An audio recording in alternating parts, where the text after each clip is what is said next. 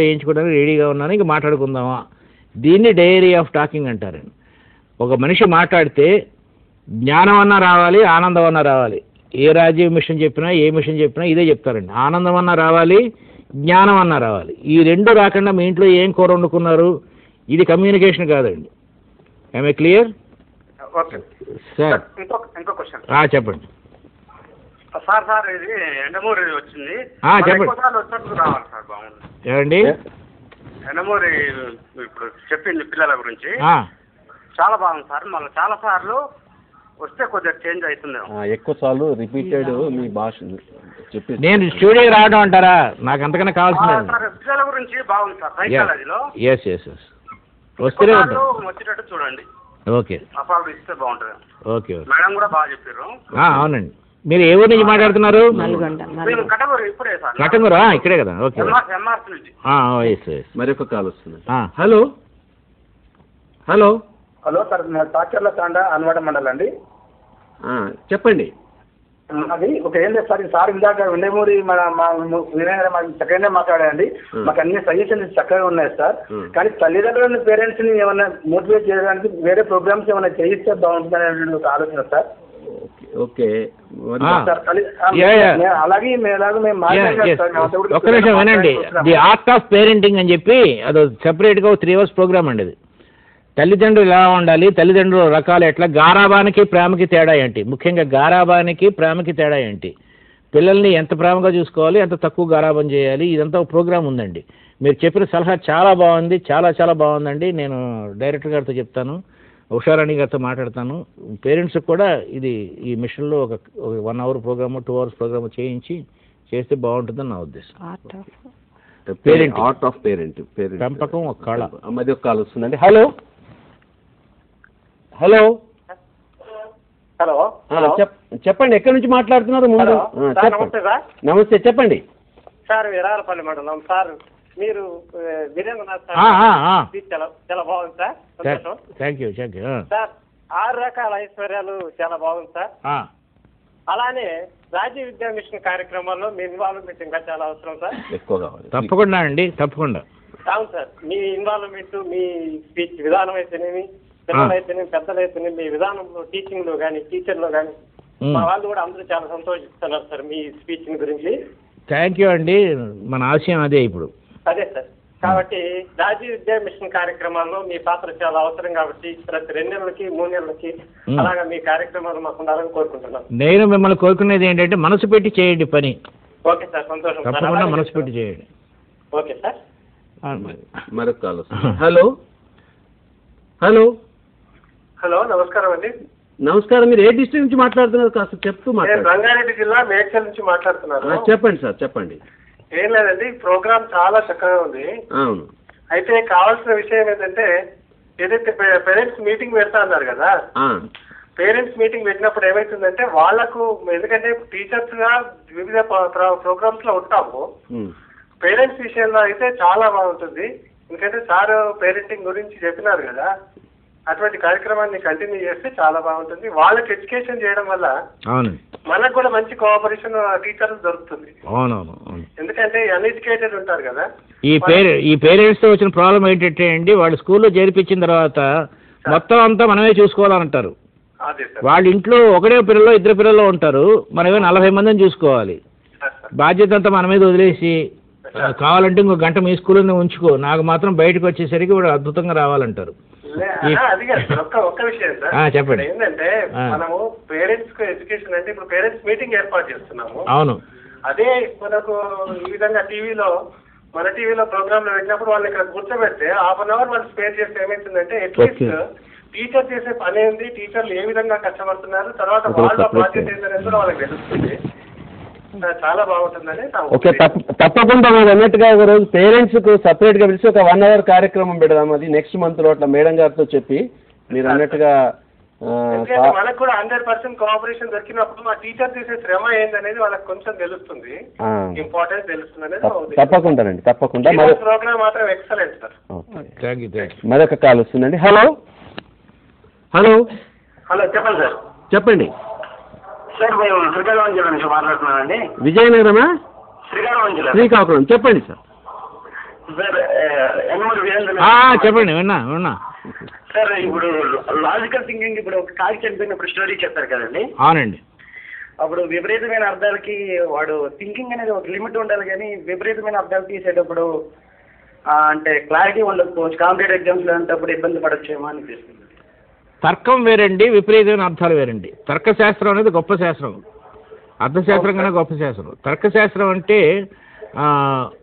ఇలా ఎందుకు జరిగింది, అలా ఎందుకు జరగలేదు, రాయి కింద ఎందుకు పడుతుంది, పైకి ఎందుకు వెళ్ళలేదు, యాపిల్ పండు అని తెలుసుకోవడం తర్కం అండి. అదే న్యూటన్ కనుక్కున్నది. దీన్ని తర్కశాస్త్రం, ఇది తర్కం అండి. తర్కం లేకుండా మనిషి బయటికి రాలేడు, పైకి రాలేడు. అవును సార్. కాబట్టి తర్కం లేకపోతే ఎట్లా? విపరీత అర్థాలు తీయటం వేరండి. మీరు చెప్పేది ఇల్లాజికల్ థింకింగ్, దాన్ని లాటరల్ థింకింగ్ అంటారు. Lateral thinking is different from logical thinking. Sir ఇప్పుడు హార్ట్ అటాక్ వచ్చింది ఇవన్నీ అంటే కొన్ని క్వశ్చన్స్ కదా అలా థింకింగ్ చేశాడంటే అది అంటే ఎగ్జామ్స్ అదే ఇల్లాజికల్ థింకింగ్ అంటారా సార్ దాన్ని? నాకు అర్థం కదా. హార్ట్ అటాక్ ఏంటి? కాకి పెద్ద శబ్దం వినిపడినప్పుడు హార్ట్ అటాక్ కూడా రావచ్చు కదా అనేది లాజికల్ థింకింగ్. Okay sir. చెవిటి కాకులు కూడా ఉండొచ్చు కదా. అవును సార్. కాబట్టి ఇలాంటి తర్కంగా అర్థం చేసుకోవటం తర్కశాస్త్రం. ఇప్పుడు ఉదాహరణకి నోబెల్ ప్రైజ్ విన్నర్ ఒక ఆయన ఉన్నాడు, జాన్ బోర్ అని చెప్పి. ఆయన ఫాదర్ ఒక టీచర్, మీలాగే ఒక టీచరు. ఆ టీచరు జాన్ బోర్ని ఒక ప్రశ్న అడుగుతాడు. తర్వాత ఈ జాన్ బోర్ ఒక పుస్తకం రాసి ఫాదర్కి అంకితం చేస్తాడు. ఆ పుస్తకంలో అతను టీచర్ అడిగిన ప్రశ్న ఏంటంటే, నేను ఒక ప్రశ్న అడుగుతాను రా బాబు, నువ్వు సమాధానం చెప్తే నీకు సైకిల్ కొనిస్తాను, సమాధానం నువ్వు సరిగ్గా చెప్పలేకపోతే నువ్వు వంటింట్లో అమ్మతో పాటు సెలవు రోజుల్లో, ఈ సెలవులు వస్తున్నాయి కాబట్టి వారం రోజులు వంట చేయాలని కండిషన్ పెడతాడు. అసలు వినటానికే చాలా బాగుందండి ఇది. తర్వాత ప్రశ్న అడుగుతాడు, ఆఫ్ఘనిస్తాన్లో కాబూల్ నుంచి ఒక రైలు బయలుదేరి పాకిస్తాన్ వస్తుంది, పాకిస్తాన్ నుంచి కాబూల్ వెళ్తుంది. ఈ రెండు రైళ్లు మధ్యలో కలుసుకుంటే ఒకటి 60 మైళ్ళు, ఇంకోటి 80 మైళ్ళ స్పీడ్లో ఉంది. కాబూల్కిను పాకిస్తాన్లో పెషావర్కి మధ్యలో 480 మైళ్ళు. ఇలా పెద్ద ప్రశ్న వేస్తాడండి. ఈ జాన్ బోర్ ఎన్నో క్యాలిక్యులేషన్ చేసి అన్నీ చేసి ఆన్సర్ చెప్తాడు, కరెక్ట్ ఆన్సర్ చెప్తాడు.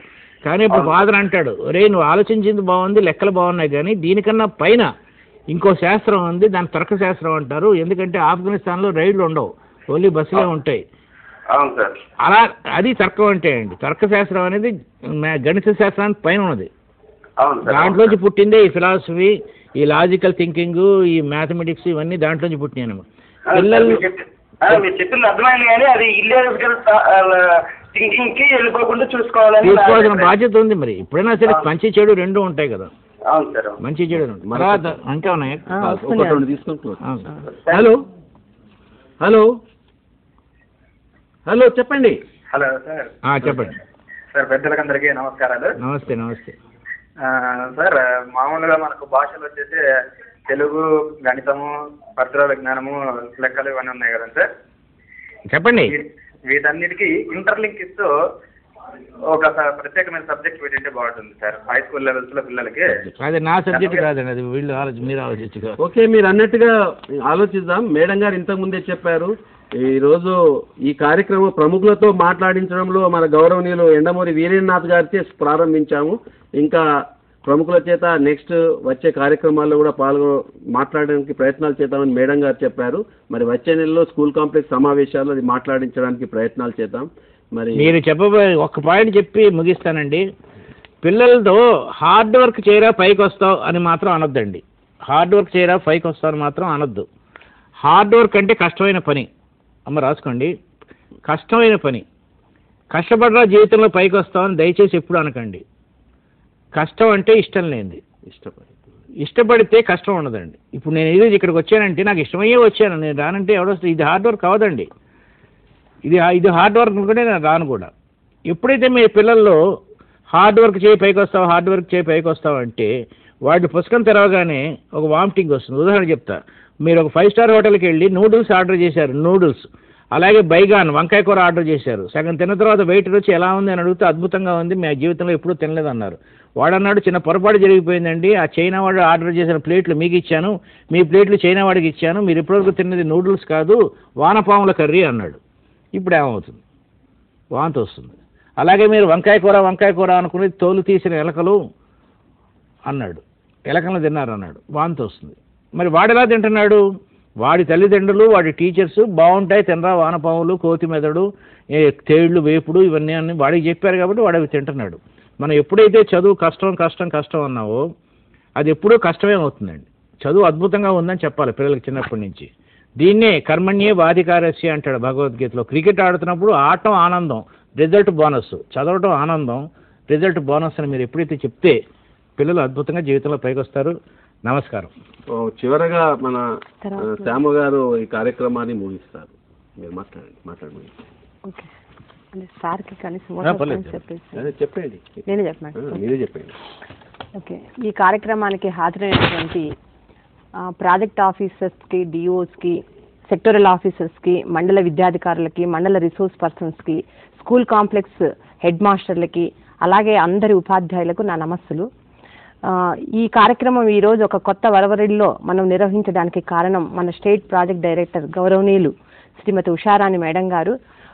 మేడము ఏదైనా మనం టీచర్స్ అంటేనే డే టు డే నాలెడ్జ్ని పెంపొందించుకోవడం అనేది మన ఒక లక్షణము, ప్రతి ఉపాధ్యాయుడికి ఉండవలసిన ఒక లక్షణము. అలాగే నూతన టెక్నాలజీని కూడా మన యొక్క విద్యా పరిధిలో మనం ఉపయోగించుకోవడం అనేది మేడం యొక్క ఆలోచన. కాబట్టి ఎప్పుడు మన ఓల్డ్ ప్రాసెస్లో జరుగుతున్న ఈ స్కూల్ కాంప్లెక్స్ మీటింగ్స్ను ఈసారి ప్రతి కాంప్లెక్స్ మీటింగ్స్ను కూడా చాలా పకడ్బందీగా మనకు ఆర్టీ యాక్ట్ వచ్చిన తర్వాత ప్రతి ఒక్క బోధనా సమయమును వేస్ట్ చేయకోకుండా పిల్లలను దృష్టిలో పెట్టుకొని ఉపయోగించుకోవాలని చెప్పి మనకు ఆర్టీ యాక్ట్ తెలియజేస్తుంది. మరి స్కూల్ కాంప్లెక్సెస్ అనేవి చాలా ప్రణాళికాబద్ధంగా మార్నింగ్ టు ఈవినింగ్ వరకు జరుగుతున్నాయా, జరగట్లేదా, ఎలా జరుగుతున్నాయి, ఒకవేళ వాటిని ఇంకా చాలా ప్రణాళికాబద్ధంగా నిర్వహించడానికి మనం చేయవలసిన డెసిషన్స్ ఏంటి, మనం తీసుకోవాల్సినటువంటి నిర్ణయాలు ఏంటి, మేడం ఆలోచించి ప్రతి కాంప్లెక్స్ మీటింగ్ను కూడా మార్నింగ్ ఇలా మంచి అనుభవం ఉన్నటువంటి ఒక ఎమినెంట్ పర్సనాలిటీస్ని ఇన్వైట్ చేసి వాళ్ళ యొక్క స్పీచెస్ ద్వారా మన టీచర్స్కి మోటివేషన్ తీసుకురావడం అనేది బాగుంటుంది.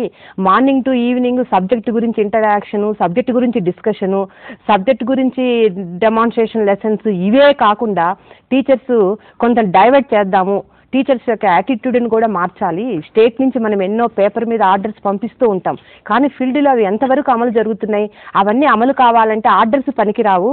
టీచర్స్ మన యొక్క విద్యా వ్యవస్థలో ఉన్నటువంటి ఒక ప్రతి ఒక్క ఉపాధ్యాయుడి వ్యక్తిత్వంలో ఒక మార్పు రావాలి, ఒక ప్రొఫెషన్ పట్ల ఒక అంకిత భావం రావాలి. అప్పుడు మనము ఇలాంటి ఆర్డర్స్ ఇవన్నీ ఇవ్వనవసరం లేదు, అప్పుడే వ్యవస్థ చాలా చక్కగా పనిచేస్తుంది అని మేడం గారి యొక్క ఆలోచనను మనం అమలుపరచాలన్న ఉద్దేశంతో ఈరోజు ఈ యొక్క టెలికాన్ఫరెన్సెస్ ఈ విధంగా నూతనంగా మనం డిజైన్ చేయడం జరిగింది. కాబట్టి ఈరోజు మనకు గౌరవనీయులు చాలా మంచి గొప్ప నవలా రచయిత ఎండమూరి వీరేంద్రనాథ్ గారు ఇంతవరకు మనతో చాలా విషయాలు తన అనుభవాలను మనకు తెలియజేశారు, కొత్త విషయాలను తెలియజేయలేదు. అనుభవంలో తను గ్రహించినటువంటి విజయాలను మనకు ఒక స్ఫూర్తిగా తీసుకొని మన ఉపాధ్యాయులకు తద్వారా విద్యార్థులకు తెలియజేయవలసిందిగా కూడా తెలియజేశారు. నిజంగా అందరికీ నేను తెలియజేసే విషయం ఏంటంటే, మేము స్టూడెంట్స్గా ఉన్నప్పుడు కూడా అప్పట్లో ఎండమూరి వీరేంద్రనాథ్ చాలా గొప్ప నవల రచయిత గారు, వెన్నెల్లో ఆడపిల్ల నవల నాకు ఇప్పటికీ గుర్తుంది సార్. ఆ నవల దగ్గర నుంచి సార్ రచించినటువంటి ప్రతి ఒక్క నవల కూడా మేము చదివాను. ఉద్యోగంలో చేరేంత వరకు కూడా, చేరిన తర్వాత కూడా చాలా నవలలు చదివాం సార్. ఆ నవలలో చాలా వినూత్న విధానాలు మీరు నవల అంటే ఇలా కూడా రాయొచ్చు అన్నది మీ నుంచే మేము తెలుసుకున్నాము. మీరు ఇలాంటి నవలలు రాయడమే కాకుండా ఒక వ్యక్తిత్వ వికాసంలో ఎలాంటి మార్పులు తీసుకురావాలి, వృత్తి పట్ల గౌరవాన్ని పెంపొందించాలంటే ఉపాధ్యాయులతో ఎలాంటి విషయాలు మాట్లాడాలి, విద్యార్థుల్లో కూడా చదువు పట్ల ఆసక్తిని ఎలా పెంపొందించాలి, ఇలాంటి విషయాల్లో కూడా చాలా మీ మంచి అనుభవాలను మాకు తెలియజేసినందుకు మా విద్యా వ్యవస్థలో ఉన్న అందరి తరపున, మా ప్రాజెక్ట్ తరపున మీకు కృతజ్ఞతలు తెలియజేస్తున్నాం సార్. ఇలాంటి మేము ఇంకా మిమ్మల్ని ఎన్నోసార్లు ఇన్వైట్ చేస్తాము. ఇప్పుడు అడుగుతున్నటువంటి మా ఉపాధ్యాయులు అడుగుతున్నటువంటి చాలా అంశాల మీద కూడా మీతో మా ఒక్క ఉపాధ్యాయులకు మీ సందేశాన్ని మేము తెలియజేస్తామని ఈ టెలికాన్ఫరెన్స్ ద్వారా అందరికీ తెలియజేస్తున్నాను. Thank you very much. మరి ఈ కార్యక్రమం 1 గంట వరకు నడుస్తుంది. మరి ఒక 15 నిమిషాల విరామం తర్వాత మీకు revised text book 3rd class EVS మీద కొంత డిస్కషన్ అనేటువంటిది ఉంటుంది. 1 గంట వరకు జరుగుతుంది. మరి వెళుతూ మన ఎస్పీడి గారు ఏం చెప్పారంటే, మనం చేస్తున్న కార్యక్రమాలు కూడా కొంత టెలికాన్ఫరెన్స్ ద్వారా ఉపాధ్యాయులకు తెలియజేస్తే బాగుంటుంది అనేటువంటిది వారు చెప్పడం జరిగింది. మేడం గారు కొత్తగా ఇవి కాకుండా, ఇలాంటి కార్యక్రమాలే కాకుండా ఇంకా కొత్త కార్యక్రమాలు, ఎందుకంటే రైట్ టు ఎడ్యుకేషన్ యాక్ట్ లోపల ముఖ్యంగా పిల్లలకు ఏంటంటే ఆర్ట్ అండ్ మ్యూజిక్ సంబంధించినటువంటి విషయాల మీద అవగాహన చేయాలి అనేటువంటి రైట్ టు ఎడ్యుకేషన్ యాక్ట్ ఉంది. కావున దానికి సంబంధించినటువంటి కొన్ని కార్యక్రమాలు చేపట్టడం చేశారు. ప్రతి ఆదివారం రోజు కొన్ని ఎపిసోడ్స్ను తయారు చేసి తబలా అనండి, మృదంగం అండి, వాయిలిన్ అనండి, మరి డ్యాన్సెస్కు సంబంధించినటువంటి విషయాలండి అలాంటి సిడీస్ చేసి ప్రసారాలు చేయడము, మరి స్కూల్స్కు ఇవ్వడం అనేటువంటి చేపట్టడం, ఆ కార్యక్రమాలు కూడా చేపట్టడం జరిగింది. అంతేకాకుండా మీకు టెక్స్ట్ బుక్స్ బేస్డ్లో న్యూ టెక్స్ట్ బుక్స్ ఆధారంగా ఆడియో ప్రోగ్రామ్స్ ఉన్నాయి. ఇప్పుడు 6th and 7th క్లాస్ అనేటువంటి audio programs, English rhymes and poems ఉన్నాయి. నిజంగా చెప్పాలంటే క్లాస్ రూమ్లో ఇంగ్లీష్ రైమ్స్ అండ్ పోయమ్స్ అనేటువంటిది పిల్లలకు సరిగ్గా చదవడం కానీ చేయడం కానీ సరిగ్గా జరగడం లేదు. కొన్ని ఆడియో రూపకంగా ఇస్తే, పాఠశాలలో ఇస్తే, not only 6th and 7th, 1st class, 2nd class, 3rd class, 4th class rhymes and poems. అంతేకాకుండా కొత్త టెక్స్ట్ బుక్లో మీరు చూస్తున్నాము నెరేటివ్స్ ఉన్నాయి. వాటిని ఎట్లా చేయాలి అని రికార్డింగ్ చేయించడం జరిగింది. మీకు అన్ని స్కూల్ పాయింట్కు ఇవి అందించడానికి ప్రయత్నాలు జరుగుతున్నాయి. బహుశా మీకు ఒక 1 monthలో ప్రతి ఇది కూడా స్కూల్ పాయింట్కి వస్తుంది. ఇవ్వడమే కాదు, దాన్ని ఉపయోగించుకోవాలి. అంతేకాదు పద్యాలు ఉన్నాయి. అసలు నిజంగా చెప్పాలంటే తెలుగు పండితులు క్లాస్ రూమ్లో పద్యాలు చదవడం అనేది నిజంగా మనలో మనం విమర్శ చేసుకున్నట్టయితే ఆ పద్యాలు ఎట్లా చదవాలి అనేటువంటిది కూడా విద్యార్థులకు తెలియచేయడం లేదు. అలాంటివి కూడా రికార్డింగ్ చేయడం అనేటువంటి జరిగింది టెక్స్ట్ బుక్ చేసుకొని. అవన్నీ కూడా స్కూల్ పాయింట్లకు అందించాలి అనేటువంటి ఉద్దేశంతో ఈ కార్యక్రమాలు చేపడుతున్నాం. ఒక 1 monthలో ఇవన్నీ కూడా మీకు స్కూల్ పాయింట్లో చేరిపోతాయి.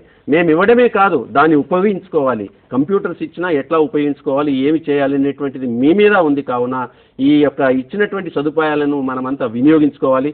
ఈరోజు నిజంగా ప్రముఖులు మరి యండమూరి వీరేంద్రనాథ్ గారి ఈ కార్యక్రమం రావడము, మరి ఈ కార్యక్రమంలో మనం చేసేటువంటి కార్యక్రమానికి ప్రారంభంగా మనకు కొన్ని మోటివేషన్ కార్యక్రమాలు చెప్పడము మనకు అదృష్టంగా భావిస్తున్నాం. వారికి మీ అందరి నుండి ప్రత్యేకమైనటువంటి ధన్యవాదాలు తెలియజేస్తూ మీకు ఒక 15 నిమిషాలు స్వల్ప విరామం తర్వాత మళ్ళీ కార్యక్రమం ప్రారంభమవుతుంది. నమస్కారం.